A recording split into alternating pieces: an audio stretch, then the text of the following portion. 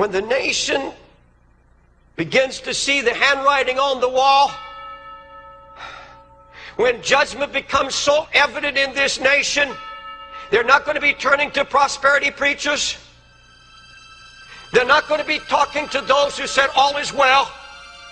When the finger appears and handwriting is on the wall, and I see that finger appearing right now, the finger is already here. And when that finger begins to write judgment and everybody knows it's beginning to happen, there had better be some Daniels around who can read the times.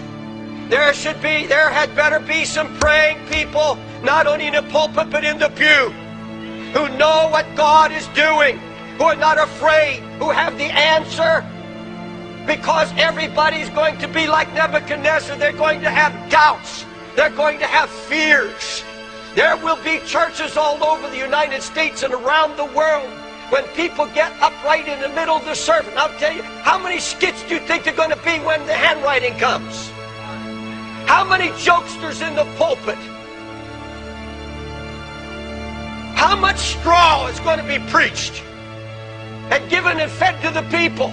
When the people are losing everything they have, many are going to be losing their houses and their lands and their possessions. And they're going to get up right in the middle of the message and say, Pastor, what's happening? What's going on? You didn't tell us. You didn't warn us. Oh, I get tired of warning, yes. I get tired of the word doomsday preacher. I get weary of it, yes, in my flesh.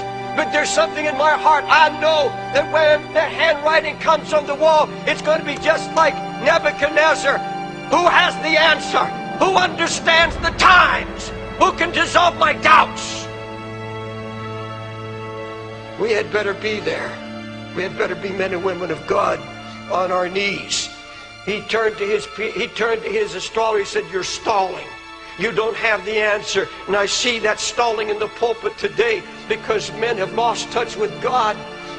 I thank God for the praying preachers, but they're so few, so few. Like the man I told you about, Pastor, 1,200 people asked me and my wife out for dinner. And his wife said, we asked you out because my husband has a confession. She said, honey, you better tell him or I'll tell him. I thought it was going to be adultery. And he blurted out, he said, Pastor Dave, he said, he said, I have to acknowledge, your preaching got a hold of me. He said, I have not prayed in 1 year. I've not prayed in 1 year. Successful pastor, people, church growing, and because there were certain people coming who wanted to hear what he had to say because there was no power in it to convict them.